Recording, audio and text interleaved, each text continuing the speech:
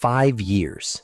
That's how long we waited for a new Spider-Man movie after No Way Home became one of the biggest films Marvel ever made. 5 years is a long time to build up expectations, and an even longer time for a franchise to accidentally talk itself into a corner.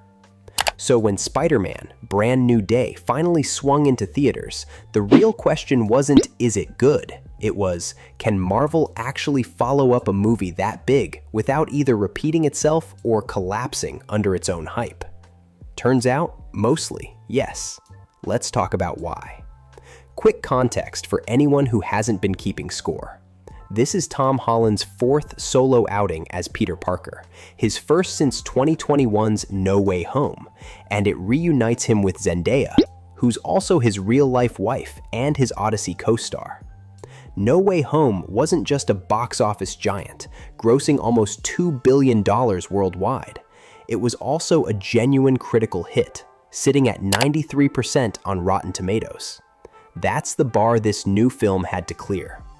And here's the interesting choice director Destin Daniel Cretton made. Instead of doubling down on the multiverse stuff that made the last film such an event, Brand New Day deliberately moves away from that, with several critics specifically praising the shift back to Peter's emotional journey instead of banging on about the damn multiverse. That's a genuinely bold call for a franchise that could have just leaned on spectacle again, and it seems to be paying off.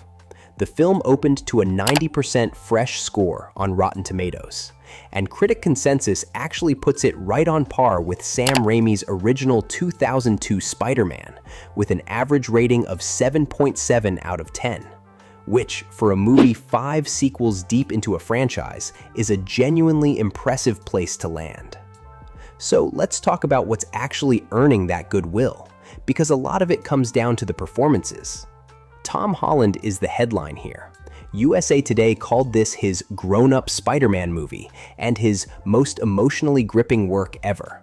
And here's the detail I find most convincing. IndieWire, who, as we'll get to in a second, wasn't uniformly positive on the film overall, still went out of their way to call this his most nuanced and mature Spider-Man performance to date.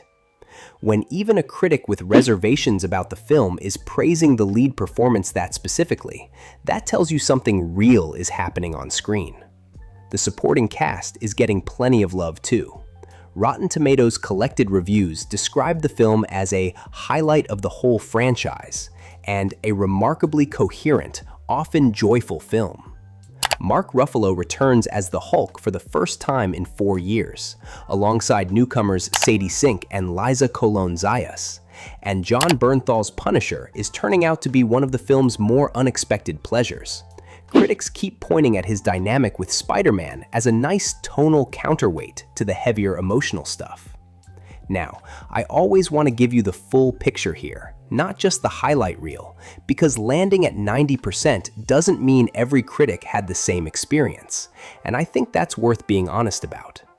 David Ehrlich at IndieWire was the most notably unconvinced, writing that the film is, at its most functional, a movie about how much it sucks to make friends after college, and he felt the pacing dragged in stretches. It's very much a minority opinion. Of 126 counted reviews, this is one of the few rotten scores in the mix, but a few other critics gently echoed pieces of it. Even some positive reviews noted the film causes more problems than it cures, in terms of setting up what comes next. And Variety's review, while positive overall, called it watchable without ever being transporting.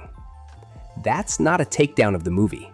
It's just a reminder that a 2.5-hour superhero film is going to land differently depending on what you walk in wanting from it.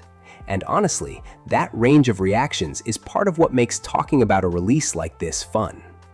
Where it lands most impressively, though, is in the comparisons critics keep reaching for.